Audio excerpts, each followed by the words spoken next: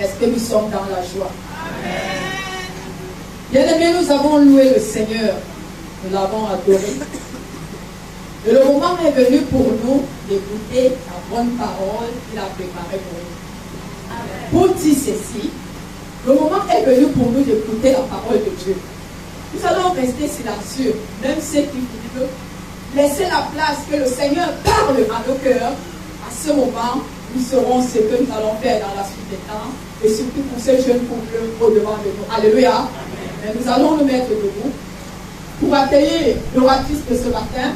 Parce que le Seigneur a préparé une messagère spéciale, bien aimée, la révérende docteur, pour l'accueillir et annoncer le salut de la terre et à qui s'en va sur la montagne.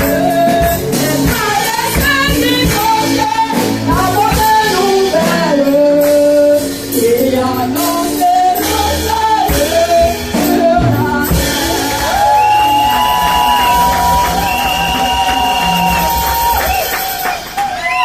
Seigneur, nous te disons merci. Merci pour ce jour. Merci pour tout ce qu'on a déjà fait. Merci pour ce que nous sommes en train de faire maintenant. Pour ta parole qui va sortir, nous comptons sur toi. Nous voulons parler du mariage, ce que tu penses du mariage. Et nous voulons être édifiés selon les Saintes Écritures. Saint-Esprit, nous comptons sur toi. Touche les cœurs, touche les vies, afin que ton peuple soit attentif à ce que tu veux dire. Merci Jésus, pour le sang de Jésus qui nous couvre encore, pour ta miséricorde et ta compassion et ton amour, pour tout ce qui te permet de faire, les délivrances, les guérisons même, et les portes que tu vas ouvrir, parce que chaque occasion tu te manifestes. Amen. Satan, sors avec tes critiques. Ton animosité, ta jalousie, tout ce que Dieu n'a pas sémé, sort. Au nom de Jésus, nous avons prié. Amen. Amen. Amen. Chantez un peu le mariage vient de Dieu.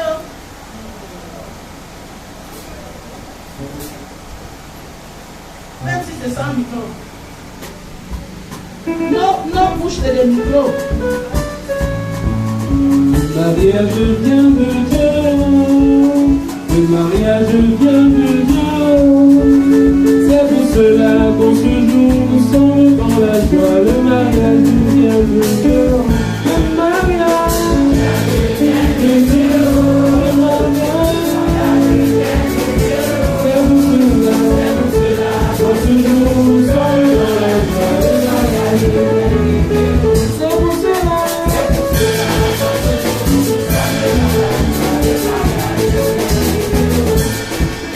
Le Seigneur pourvu pour une fille, il lui a donné le bonheur.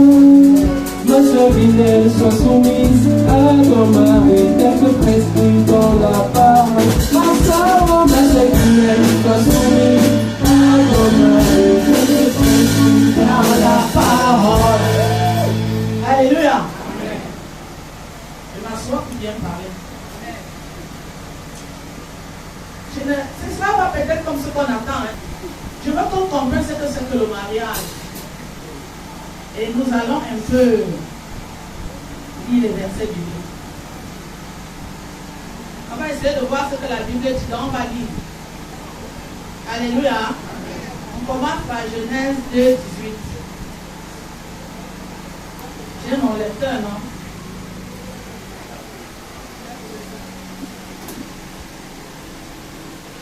Genèse chapitre 2, verset 18.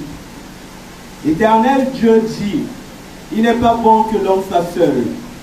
Je lui ferai une aide semblable à lui. Amen. L'Éternel Dieu dit. Je veux notre attention. Vous dites qu'on a déjà trop entendu, on a chanté. Mais c'est très important. Parfois nous lisons des versets, nous parlons, mais nous ne prenons pas du temps à aller scruter devant en profondeur. C'est Dieu qui dit. Ce n'est pas un homme qui dit. Alléluia. C'est Dieu le Créateur. Il n'est pas bon que l'homme soit seul. Ce n'est pas les rosicruciens, les francs-maçons, les illuminatistes. Parce qu'aujourd'hui, les gens s'octroient le pouvoir de dire comment le mariage doit être. Est-ce que nous comprenons? Ce n'est pas un homme qui dit comment le mariage doit être. Ce n'est pas une autorité. Ce n'est pas un président. Je vais attirer notre attention. Parce qu'aujourd'hui, quand les gens se marient, ils font n'importe quoi, ils ne tiennent pas compte de Dieu. Mais la Bible dit c'est Dieu, le créateur de toutes choses, le créateur de l'univers visible et invisible, qui a créé le mariage. C'est lui la première fois qui a dit qu'il n'est pas bon que l'homme soit seul.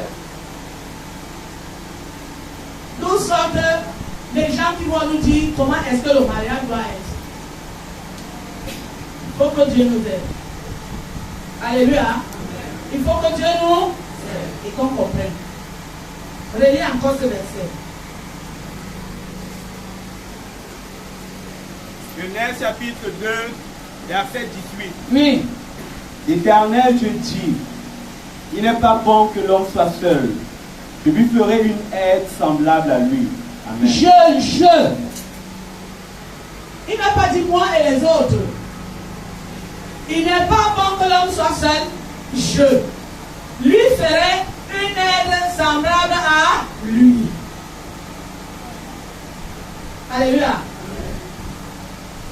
Lis un peu Genèse chapitre 1 verset 27.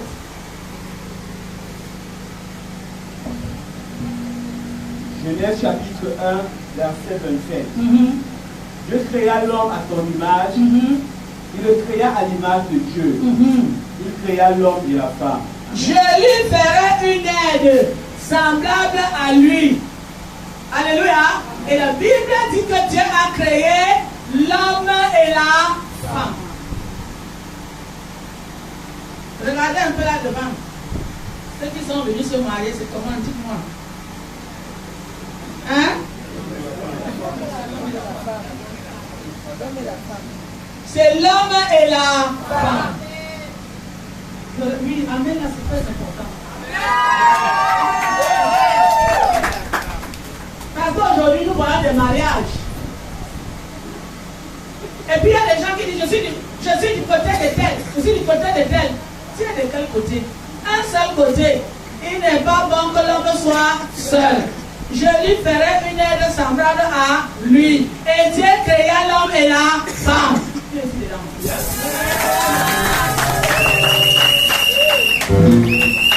Que Dieu nous aide. Tous ces gens qui font des lois qui n'ont rien à voir avec ce que Dieu dit. Si tu veux faire ta loi, crée ta personne. C'est tout. Il faut créer ta personne. Tu ne peux pas venir sur la création d'une autre personne. Tous les jours, les hommes viennent sur la création de Dieu pour dire des choses.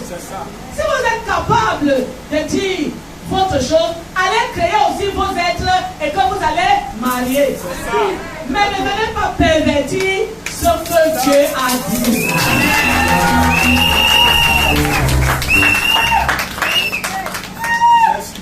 Oui, c'est très important.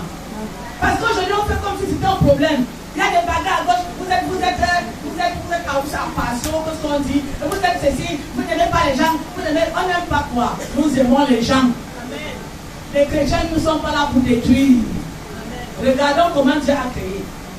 Lis le verset 21 de Genèse 2. Lis. Genèse chapitre 2, verset 21. Tu peux même descendre si tu veux. Alors l'Éternel Dieu fit tomber un profond sommeil sur l'homme, qui s'endormit. Alors l'Éternel Dieu fit tomber un profond sommeil sur l'homme. Alors l'Éternel Dieu a fait quoi? Fit tomber un profond sommeil sur l'homme. Qui s'endormit. Qui s'endormit? Arrête-toi. Montre-moi quelqu'un sur la terre, un médecin qui peut anesthésier quelqu'un qui va opérer rien que par sa puissance. Le Seigneur a utilisé la puissance du Saint-Esprit pour opérer le miracle afin de faire sortir la femme. que tu es capable de faire ça. Comme ça, tu dois me parler du mariage à ton goût. Vas-y, Timothée. Il prit une de ses côtes et referma la chair à sa place. Oui. 22. L'Éternel Dieu forma une femme de la côte qu'il avait prise de l'homme. Et il l'amena vers l'homme. 23. Et l'homme dit, voici cette fois celle qui est os de mon os et chair de ma chair. On l'appellera femme parce qu'elle a été prise de l'homme. Voilà. Quand le Seigneur a fait endormir Adam, qu'est-ce qu'il a fait? Il a enlevé une côte. Quand il les avait créés, il avait créé les deux. Il avait caché Ève dans Adam. Alors, si tu vas avec un homme, c'est quelle côte va combler le vide? Si tu vas avec une femme, comment ça va se passer? Il y a un mystère que Dieu a fait dans le mariage. Il y a un mystère que Dieu a fait dans la création. Le fait qu'il y a une côte vide dans chaque homme qui attend une femme. Yes. Le mariage ne peut pas se faire autrement. C'est un mystère. C'est là où il avait calé l'humanité. Parce qu'il connaissait, comme il est Dieu, ce qui peut arriver. Donc chaque homme a donc une côte vide. Est-ce qu'on comprend? Et chaque femme qui vient se marier, comme Rufus est là. Il est là, la femme vient combler sa côte.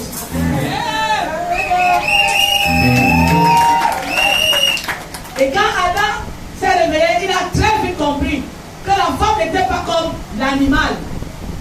Alléluia. En passant les gens qui vont avec les animaux, il a très vite vu que la femme n'était pas comme l'animal. C'est aussi un autre mystère. Toute personne qui va avec un animal est dans l'abomination au nom de Jésus. Il dit cette fois-ci, tu as créé les choses, tu as fait la terre, tu as fait ceci, mais cette fois-ci c'est l'os de mon os, la chair de ma chair. Je vais l'appeler femme.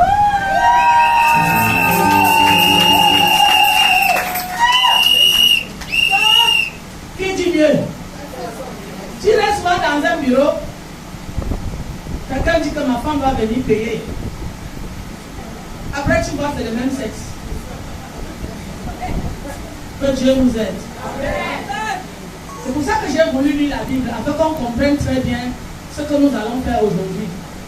Vous comprenez, non? Voilà. Lis le 24. Verset 24. C'est pourquoi l'homme quittera son père et sa mère et s'attachera à sa femme, et ils deviendront une seule chair. Amen. C'est pourquoi l'homme quitte son père, comme Rufus est là. Parce que la maison de son père, c'est son père qui est chef. Il quitte maintenant dans la maison de son père. Ce n'est plus qu'il ne fait plus partie de la maison de son père. Il vient à côté. Comment dire en patois? Une seule porte, plusieurs chambres. Est-ce que vous comprenez? Une seule porte, plusieurs. Il vient là créer une autre famille. Est-ce que vous voyez? Où il est chef. Mais son père maintenant, quand lui va accoucher, deviendra grand-père. Est-ce qu'on comprend ce que je veux dire? Parce que les gens disent qu'il quitte sa famille. Non, il n'abandonne pas sa famille. Il quitte la famille pour aussi devenir un autre chef. Parce que le modèle de Dieu, c'est le père, la mère et les enfants. Et ils forment une seule chair. Est-ce qu'on a compris? Lisons Genèse 1, 28. Genèse chapitre 1, verset 28. Oui. Dieu les bénit et Dieu leur dit, soyez féconds, multipliez, remplissez la terre et la sujettissez, et dominez sur les poissons de la mer, sur les oiseaux du ciel, et sur tout animal qui se meut sur la terre.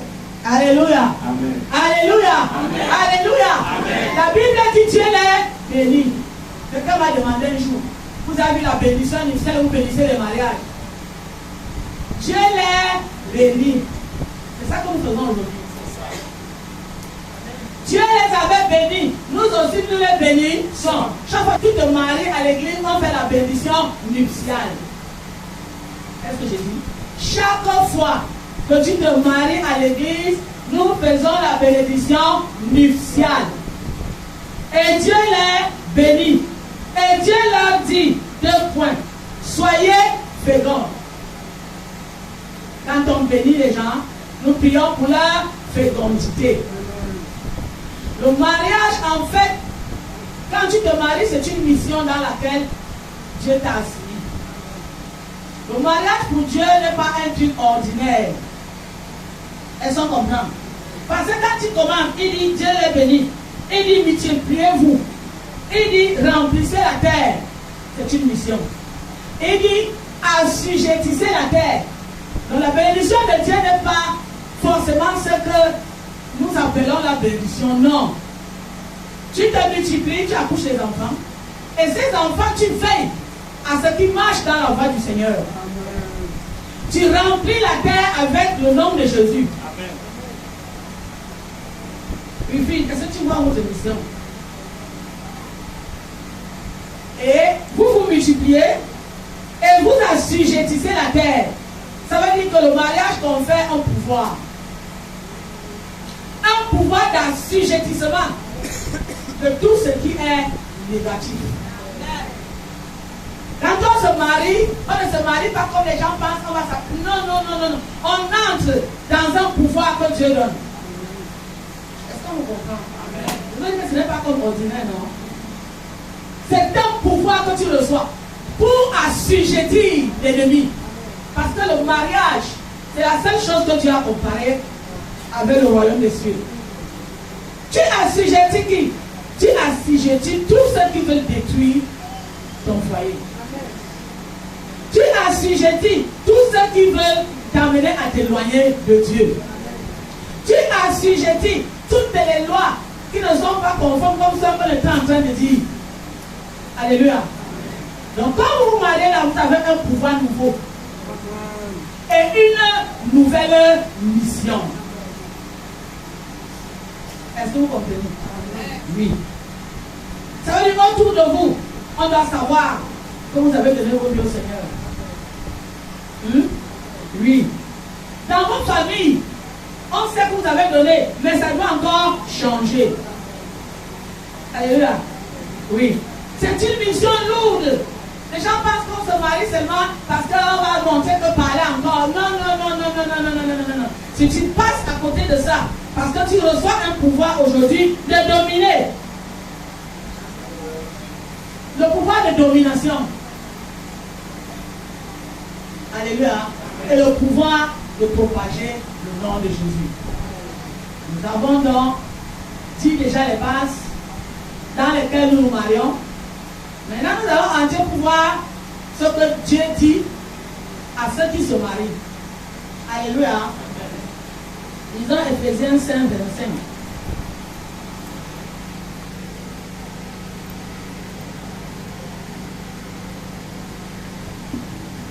Ephésiens chapitre 5, verset 25. Marie, aimez vos femmes comme Christ a aimé l'Église et celle qui veut lui-même pour elle. Amen. 26. Afin de la sanctifier par la parole, après l'avoir purifiée par le baptême d'eau. 27. Afin de faire paraître devant lui cette église glorieuse, sans tache, ni ride, ni rien de semblable, mais sainte et irrépréhensible. Alléluia. Amen. Alléluia. Amen. Marie, aimez vos femmes comme Christ a aimé l'Église. Alléluia. Marie, aimez vos femmes comme Christ a aimé l'Église. Christ a aimé l'Église comment? C'est ça. L'amour qui est dans le mariage, ce n'est pas un amour aveugle, c'est un amour clairvoyant. Marie, c'est un amour clairvoyant. C'est-à-dire, pas un amour aveugle, c'est ma femme, c'est ma femme, c'est ma femme, c'est ma femme. C'est ça qu'on dit aux gens. Non. Tu dois apprendre à connaître ta femme. Parce que tu as un travail à faire dans sa vie. C'est comme ça que Christ nous a aimés. Christ est venu mourir pour nous. Il s'est livré pour nous. Il nous a laissé comme ça. Ah oui.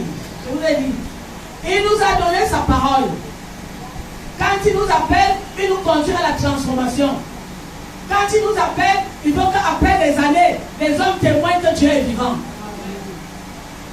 Marie, peut-être tu étais fiancée, c'était loin. Mais aujourd'hui, à partir d'aujourd'hui, tu dois apprendre à connaître ta femme. Si tu veux l'aimer comme Christ a aimé l'Église, à faire déjà la différence entre ses qualités et ses défauts. C'est ça le mariage selon Dieu. Parce que c'est toi le chef. Alléluia. Il y a une différence entre toi et ta femme. Elle a été prise de ta côte. Et le Seigneur t'a fait sortir avant elle. Et avant qu'elle ne vienne, tu avais déjà la mission que Dieu t'avait donnée en tant qu'Adam. Et quand Dieu veut la créer, il dit, je crée une aide qui va t'accompagner dans la mission. Il n'a pas dit, je crée ton égal. Ça veut dire ta femme peut t'appeler papa. Oui. Elle doit même t'appeler papa parce que Sarah appelait son mari mon Seigneur. Plus que papa, c'est mon Seigneur. Vous voyez, vous riez parce que vous êtes habitués aux choses que Dieu n'a pas dit. Alléluia. Et tu as donc le devoir, avec la parole de Dieu, avec la prière, la patience. Quand tu as regardé ça, ce n'est pas que tu vas venir avec la chicotte en tant que le chef. Non, il faut dialoguer. Alléluia. Il faut dialoguer. C'est pour ça qu'il faut connaître la parole de Dieu. Il faut avoir beaucoup d'amour parce que Christ nous pardonne. Christ est patient. Même quand on fait, on revient demander pardon, il accepte. Ce sont les choses qui doivent t'accompagner. Amen. Comme Christ a aimé l'Église, ce n'est pas quelqu'un qui viendra te dire que ta femme est ceci. Il faut fermer la porte avec le pouvoir d'assujettissement qu'on t'a donné. C'est toi-même qui dois savoir qui est ta femme. Et avec le temps, ayant confiance en Dieu et en cette femme-là, tu sais que vous allez arriver. Parce qu'il dit, afin de faire quoi? Car le mari est le chef de la femme. Je dis d'abord le 23. Maintenant je viens. Pour dire que le mari, afin de la sanctifier par la parole. Et qu'elle paraisse. Ça veut dire aujourd'hui, après 1 an, 2 ans, 3 ans, toutes les critiques que les gens avaient contre elle, après des années qui disent que non, elle a changé.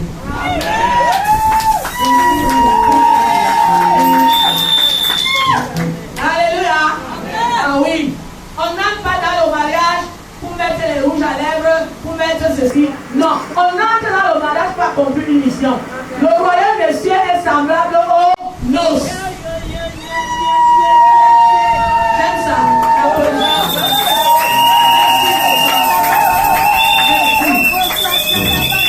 Amen. Alléluia. Et ça va faire que même s'il y a des choses qu'elle ne comprenait pas, avec le temps, elle va comprendre. Tu dois l'aimer. Tu dois pouvoir, on sait déjà ça, à ses besoins. Ça, c'est déjà l'office parce que Christ pouvoir a nos besoins. C'est ça, non? C'est déjà l'office. Mais le plus important, c'est la mission que tu dois accomplir. Est-ce que tu comprends, mon fils? Parfois, les mariages se gâtent parce que les gens ne sont pas patients. Ils veulent que ça finisse maintenant. Ils veulent que tout marche maintenant. Non, tu entres dans un processus. Est-ce que vous avez compris? Amen. Si les mariés savaient qu'ils entraient dans un processus, il n'y aurait pas de divorce. Amen. Un processus de travail, un processus dans une usine de transformation pour sortir l'or. Alléluia. C'est très important. Il dit afin qu'elle paraisse sanctifiée devant l'église, devant les hommes. Alléluia. Il faut fermer la porte aux gens de dehors. Tu as le pouvoir d'assujettir. Vos choses, c'est en secret. Et même si vous devez vous confier il faut savoir là où tu te confies. Il faut te confier là où tu sais qu'on va te donner un bon conseil. Là où tu sais qu'on va te guider selon Dieu. Amen. Le maire a dit là-bas que le mariage, c'est une croix. Mais moi, je ne dis pas que c'est une croix. Le mariage, c'est une mission à accomplir. Amen. Vous avez compris maintenant? Dans le reste, on va te dire ça tous les jours. Aime ta femme, c'est quoi? Moi, je veux te dire l'essentiel. Alléluia. Maintenant, on prend la femme. Éphésiens 5, 22. Éphésiens chapitre 5, verset 22. Femmes, soyez soumises à vos maris comme au Seigneur. Oui. Car Le 3 car le mari est le chef de la femme, comme Christ est le chef de l'Église, qui est son corps et dont il est le sauveur. Amen. Femmes, soyez soumises à quoi? À vos maris, comme au Seigneur. La soumission, c'est d'abord un état d'esprit. Est-ce que vous comprenez? C'est un état d'esprit. Parce que tout ce qu'on a avec l'idée, l'homme et moi, on est pareil. C'est un état d'esprit, non? C'est faux. Est-ce que vous comprenez? Et les femmes se disent, parce que je travaille, donc je peux parler. On ne dit pas, tu ne parles pas. Mais tu n'es pas le chef. Quel est l'état d'esprit dans lequel tu te trouves pendant que tu te maries? Parce que quand j'ai dit ici que appelle ton mari papa, appelle ton mari mon Seigneur, ça arrive. Mais Wi-Fi a trouvé que c'est gros. Et c'est parce que nous avons changé les choses que parfois à la fin, nous sommes déçus. Alléluia. Sois soumise à ton mari. Une femme soumise, c'est quelle femme? C'est une femme qui s'est préparée.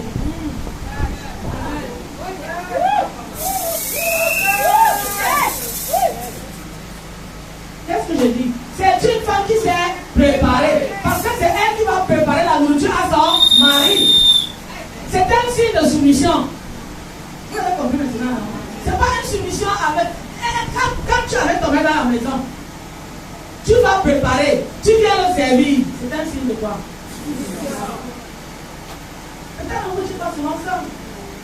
Quand vous êtes là-bas, là où vous êtes à l'étranger, vous dites que je travaille, le mari travaille, ça n'a rien à voir. Ça n'a rien à voir. Le mari peut t'aider parce qu'il t'aime. Mais ton rôle de soumission t'amène à lui préparer la nourriture, même si vous travaillez.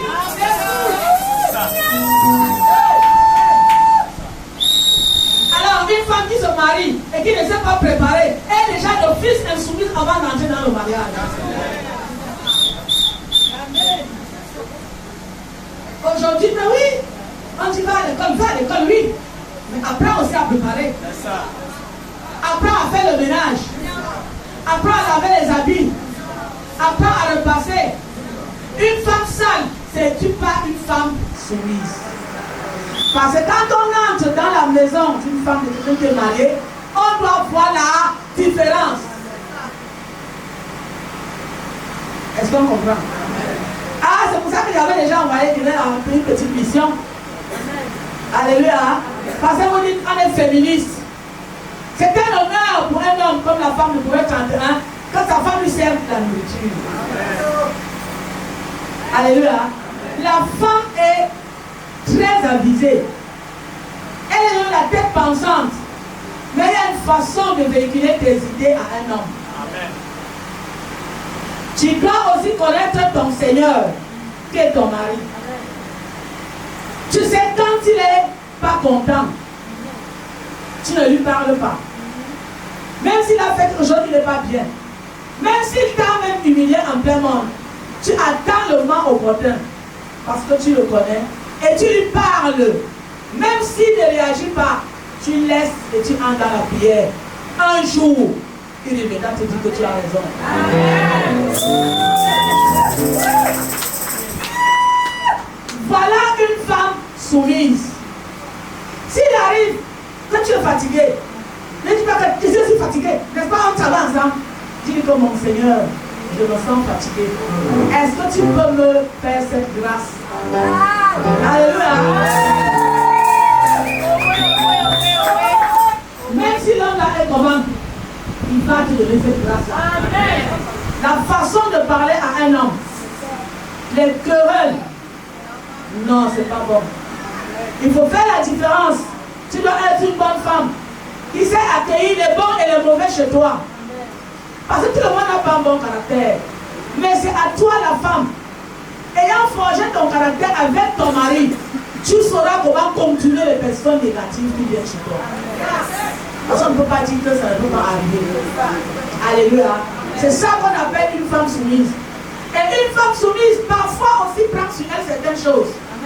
On ne dit pas trop au mari. Quand on sait qu'il va se fâcher, ça veut dire que quelqu'un t'a offensé, peut-être de sa famille.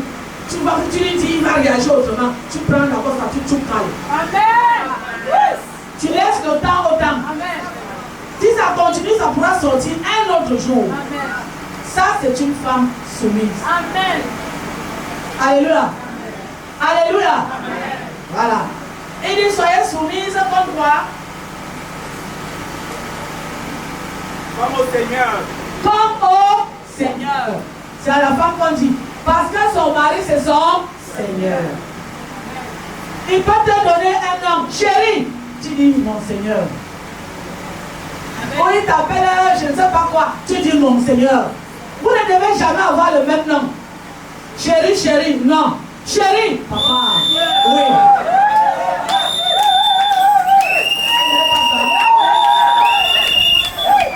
Il va te donner un nom, tous les noms. Bébé.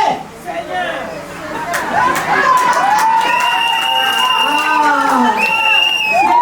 Je vous prêche la parole de Dieu. Je vous prêche. C'est lui qui va peut-être venir vous parler de chez nous. Moi, je vous dis ce qui doit vous accompagner pour qu'il n'y ait pas de divorce. Amen. Beaucoup de chrétiens ont divorcé. Pourquoi? Parce qu'on ne leur dit pas la vérité. Je vais peut-être finir par un témoignage. Je suis allé un jour au Canada, j'ai trouvé un jeune couple, ils avaient 2 enfants. Ils avaient des problèmes pas très graves. Des problèmes de foyer. Parce que nous qui avons l'expérience dans le mariage, on a duré. J'ai donné le conseil à son mari, qui n'était pas un enfant de Dieu, il a écouté. J'ai donné le conseil à la fille qui venait à l'église là où je partais. Elle venait me dire un jour que voilà les droits que j'ai au Canada, voici les droits que j'ai. Ma fille Guinée, oublie les lois là, hein. Parce que ta loi ici, c'est la Bible. Amen.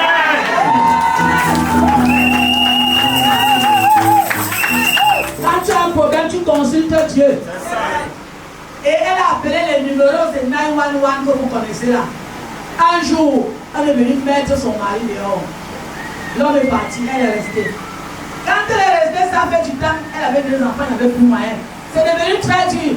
Elle me dit, maman, fais tout pour le rendre dans mon foyer.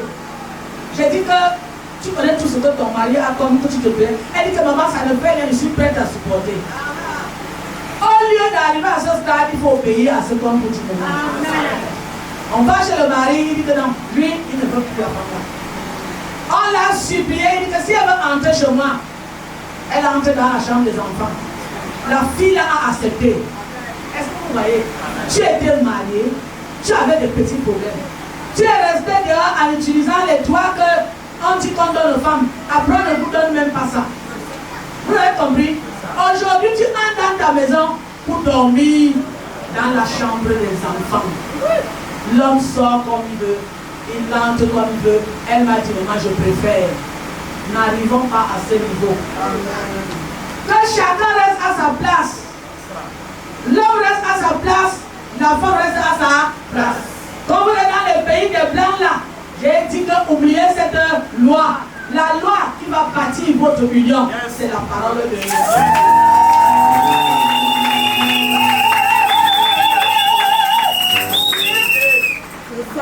Si vous vous dérobez de ça, moi je ne voulais pas dire ce que vous voulez entendre. Je vous ai dit ce que Dieu me demandait de vous dire. Pour que votre mariage tue. Pour que votre mariage soit jusqu'à la mort. Vous comprenez, non? Je vous dis ça. Moi c'est comme ça que je prêche l'évangile. Alléluia. C'est comme ça que moi je prêche l'évangile. Pour sauver, je ne prêche pas un évangile pour faire comme ça là.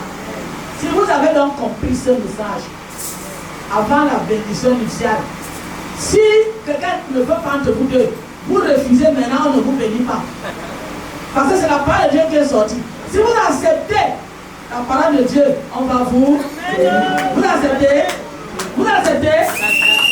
Parce que le maire vous a dit, donnez-le aussi le micro.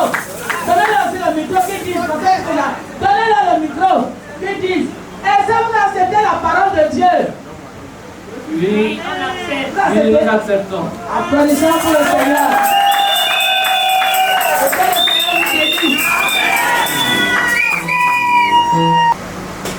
Pour Wilfried et Brunel qui ont évolué à la communauté d'office, le mariage, nous sommes ici à la bénédiction nuptiale, bénédiction des noces. Une bénédiction, c'est quelque chose qu'on reçoit de Dieu pour en jouir autant de fois, autant de temps que possible. Mais une bénédiction n'a de sens que dans ce qu'on y apporte au moment de la recevoir. L'Église scelle des alliances spirituelles.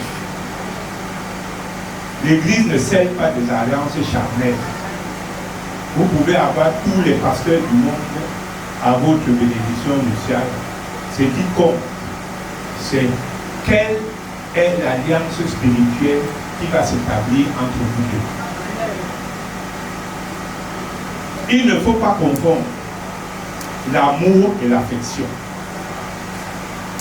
L'affection, c'est le sentiment qu'on a qui nous pousse vers l'autre en fonction des circonstances et des événements.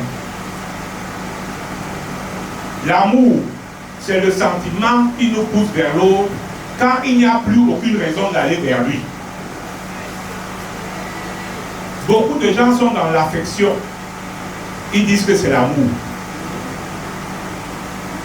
Tu prends une femme, tu dis bon, comme aujourd'hui, je suis simplement ingénieur, c'est mon niveau là-bas. Mais le jour où on te donne directeur technique, tu commences à voir que la femme là, ce n'est pas mon niveau. Il faut que je fasse autrement. La femme, c'est la même chose. Tu es chez ton mari, il se coupe en quatre pour que tu sois belle, que tu sois rayonnante. Les hommes commencent à te regarder dehors, à te faire la cour. Tu dis que non. L'homme là, ce n'est plus mon niveau.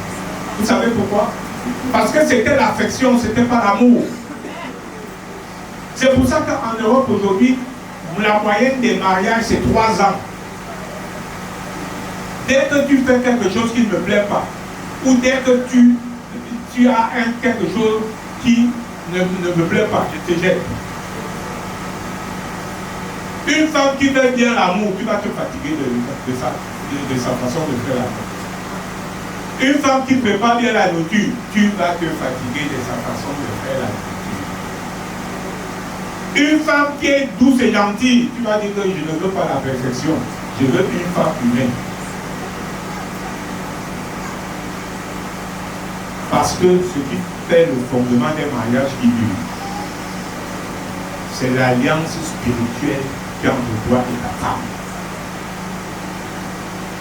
C'est cette alliance spirituelle qui fait que, même quand ta femme va s'énerver de toi, après elle-même va venir te dire, je t'ai préparé la nourriture que tu... C'est cette alliance spirituelle qui va faire que toi, l'homme, même quand tu vas avoir envie de dire qu'il faut que je m'éloigne de cette femme pour que je me change les idées, tu ne vas pas savoir ce qui se passe. Tu vas voir que tu es en train de rentrer chez toi. Parce que ce qui vous lie, c'est le lien spirituel. Tous les autres liens de raison, de conscience, d'intelligence sont détruits par le temps. Parce que les hommes changent. Et les hommes ne peuvent pas être parfaits 10 sur 10. Donc, un homme prie Dieu que Dieu te donne la femme qui sera entrée en alliance spirituelle avec toi. Et toi, l'homme, dis-toi que Il y a de très belles filles, il y a de très belles femmes. Mais il vaut mieux aimer une femme que tu aimes plutôt qu'une femme qui te plaît. C'est la vérité. Il vaut mieux aimer une femme que tu aimes plutôt qu'une femme qui te plaît. Parce qu'une femme que tu aimes, même dans ce qu'elle fait de mauvais, tu vas l'aimer. Amen. Une femme qui te plaît, un jour tu vas dire vraiment ça me suffit. Donc c'est ça le secret du mariage. Personne ne se marie et tue dans le mariage parce qu'il est parfait. Un homme et une femme qui sont dans le mariage, ils ne sont pas parfaits. Des fois, même vous-même qui êtes dehors, vous dites que les gens s'y font même vraiment pour rester à ça. Vous savez pourquoi? Parce que le lien est spirituel. Si tu n'épouses pas ta femme en esprit, si tu n'épouses pas ton ami en esprit, vous n'allez jamais faire de Dieu jour. L'enthousiasme, l'affection, la beauté, la richesse, tout ce qu'on montre étant jeune, ça finit. Ça finit. Et moi, je remercie le Seigneur que c'est une chose qui m'a appris. Alléluia. Amen. Et depuis plus de 35 ans, je meurs derrière.